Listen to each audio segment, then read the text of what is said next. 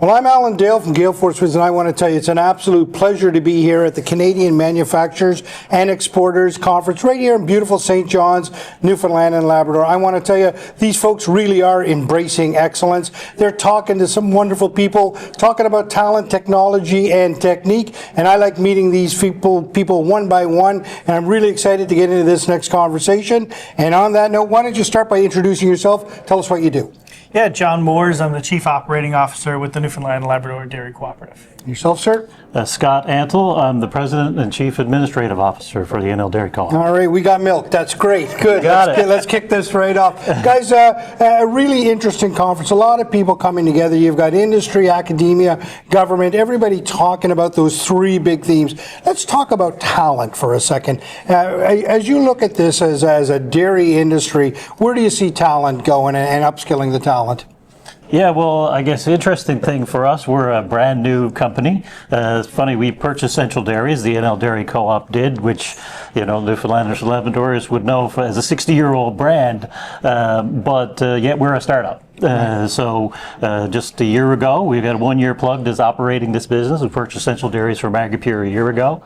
And one of the things we had to do is hire, but we've had about 20 new Newfoundland Labradorians hired since we started the business. Because of course, over years of consolidation, we've had,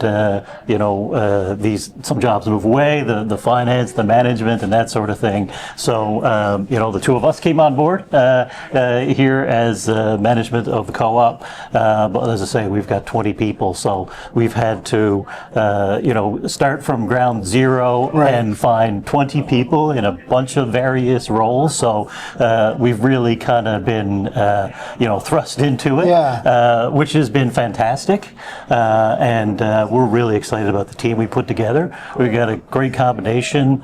We as I say, Central Dairies has been around 60 years, so we brought 70 people over that were employees from Magapure. Some of them been there. I think we had a 40-year.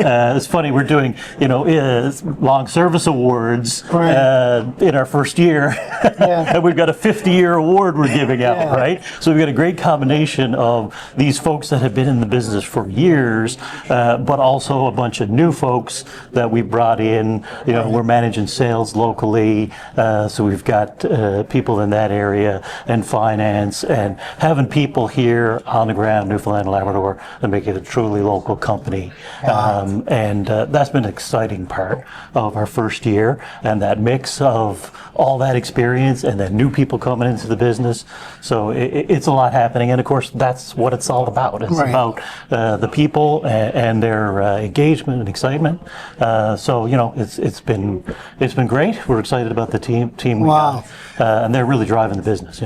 As you're talking about talent, though, build on the fact that we've already leaned into the partnership with CME, and we've already participated in the AI training, and that's like. Talk to me about that AI training. What was that like? I haven't had a chance from the team's perspective. I actually did the course. Okay, talk to me about that. It was great. And this was a key-in course, was it? With key-in, okay. Yep. So, did it in the evening sort of thing online. It was very easy to do and fit into your schedule and stuff. But I mean, the big thing for me about the AI thing was just getting started. The possibilities are endless. Everybody hears that, but you're kind of weary, It's like, what's this all about? How do we go about it? I mean, it's not rocket science, but they get you started. Right. We actually did a capstone project, so something that you can actually use day to day sort of thing. Got your fingers in there and got going on it. And then once you do that, then you start to, it's in your mind. So, okay, well, maybe I'll use ChatGPT to check that out or whatever. And I mean, my use of it has, exploded since doing that course, just to get started. And other people that have done it, I've heard the same thing. Like, you just end up using it so much, right? Wow. Talk to me about how technology plays in the dairy industry. Maybe a lot of people don't understand where technology fits in. Yeah, well, so from our perspective, we had to establish a whole new ERP system in order to run this business, right? Central Dairies, as Scott said, has been around for 60 years, but it was centrally administered by Agapure, who owned it previous to us out of Montreal. I mean, we had to build our whole new ERP, had to set up our whole new distribution network and our handhelds and our integrations and our relationships with customers. I mean, we transitioned every customer seamlessly, got product out from Agapure one day to us the next day, which rolled like clockwork. And it took a massive effort from a huge team of people, both that we had hired, the 20 that we had hired, and consultants and people that we brought in. And it was a tremendous success. Yeah, I mean, I'm assuming in the dairy industry, things have to happen like clockwork because that product can't stay on the shelf, right? Well, I came from the soft drink business. I was 20 years with Browning Harvey before coming on here. And of course, the date of milk and the pace at which it's moving through the facility, you just have no wiggle room. Right. So it really is. And of course, we're a direct store delivery business. So we're delivering to every location right across Newfoundland and Labrador. Managing that is complicated for everybody. Right? Yeah, exactly. It's easy to get around St. John's, but once you get outside the overpass, it's a whole new ball game, right? We implemented handheld technology kind of to work with our whole fleet and team that's working every day and all that sort of thing. So it's constant, right? In terms of mining data out of that and that's all that sort of thing.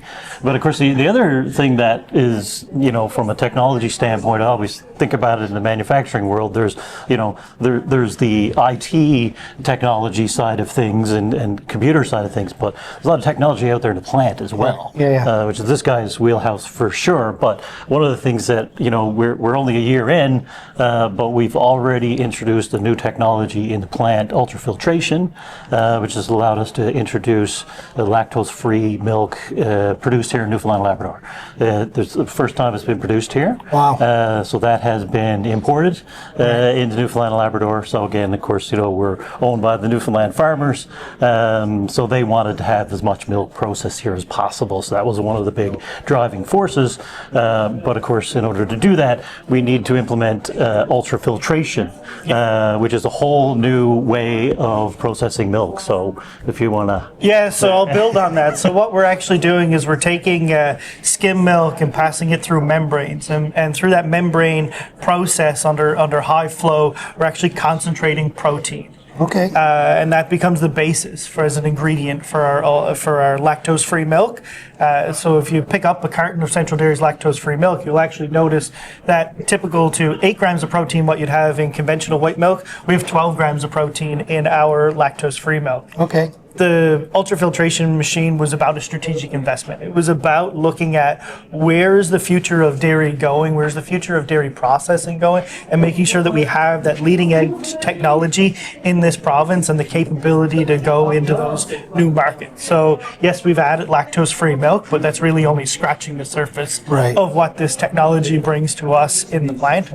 And the automation that we have with that is just has not been seen at Central Dairies before. You know, I can sit down in my laptop in my office and check how the equipment is running and operating and make sure that all the parameters are met. You don't have to walk halfway through the building, go through a bunch of food safety securities in order to get over to it. So we've leaned in hard. It's a fascinating sector when you think about it, because I mean, what you would have seen over the last 60 years, some of those long-serving folks in your company, what they would have witnessed in terms of technology advancement over the last number of years would have been incredibly impressive.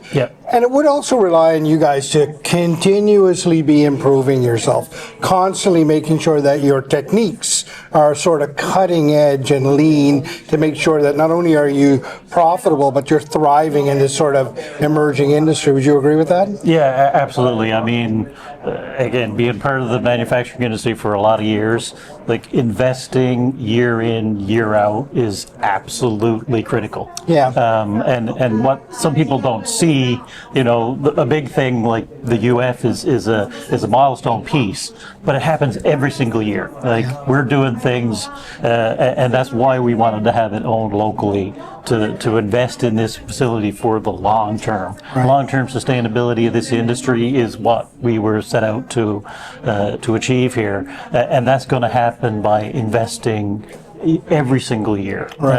Some of the smaller things, we're doing work on energy efficiency in our processes. You don't see that as a new product, but things like this are happening constantly to improve the process and manufacture in a more productive way and that sort of thing. So we're definitely committed to continue to invest and have a world-class facility. Maybe we'll end the conversation on a bit of a snapshot of how the whole dairy was formed and how it got to this point today. It sounds like we touched on it a little bit, but it sounds like a fascinating story. So, absolutely, and I guess I was the very first employee of the NL Dairy Co-op. I was brought on to get this thing started. So, and it was quite a long interim period. The co-op was formed in November of 23, and we spent a full year getting to the point where we purchased the business from Central Dairies.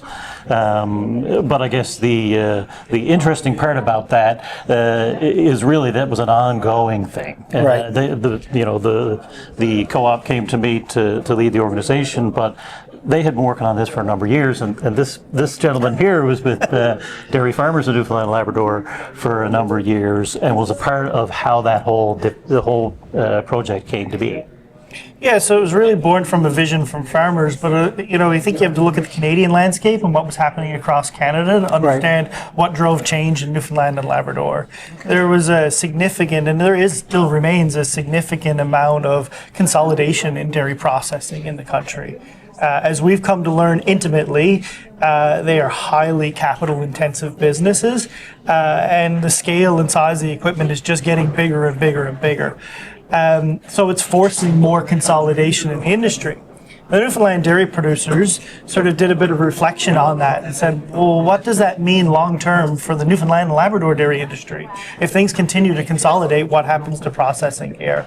And you mentioned ADL, and so one of the reflections that we did was looking at the ADL model and say, hey, if we as farmers who want to be here and want to produce milk here and provide for Newfoundlanders and Labradorians and contribute to that food security, food self-sufficiency piece, and we had the benefit of having 10 AgriPure members of Newfoundland and Labrador dairy farmers who approached the co-op, AgriPure, and said, hey, we understand what's happening in the Canadian landscape. We understand the competitiveness for a dollar of capital investment.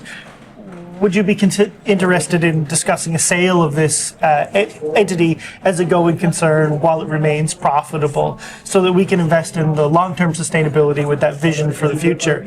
And after, a very easy and quick, short 2 years, we managed to come up with a transaction that worked for both parties. Right. And we just keep getting impressed upon by our members and owners every single day to keep that vision of looking forward for future sustainability of the industry. And it's been a phenomenal place to work. The team has leaned in really hard. Everybody who came over from AgriPure, who had that safety and security of a great big organization behind them, everybody's pulling in a way that I couldn't imagine to be real possible. how many farmers are involved in the co-op? There's 19 dairy farmers, and that's what I was going to say. I mean, new to this industry, it's a great... And you got all 19 dairy farmers to get along. Most of the time. Spirited discussion on a regular basis. But it's a great group of folks. I mean, just when you think about how that all came to be, that they were that engaged and up to speed on everything that was happening in the market and took it upon themselves to take ownership of the future. I mean, this is an engaged group of farmers. They're great folks. They care deeply about the industry, and as you said right off the bat, buy local and all these sorts of things which we're talking about here today is becoming more and more important. And you can't get more local than we're supporting the dairy farmers. We're owned by the dairy farmers. It's a great organization to be a part of. Beautiful story, fellas, and I can't begin to tell you how important it is to get that story out to Newfoundland and Labrador. I mean, your product finds itself on every everybody's table every single day. And it's great to get the back end of it so people understand the next time they pour that milk and they say there's history behind here and now I understand it. Thanks guys, Absolutely. appreciate you being on. Thanks Thank you a very lot. much.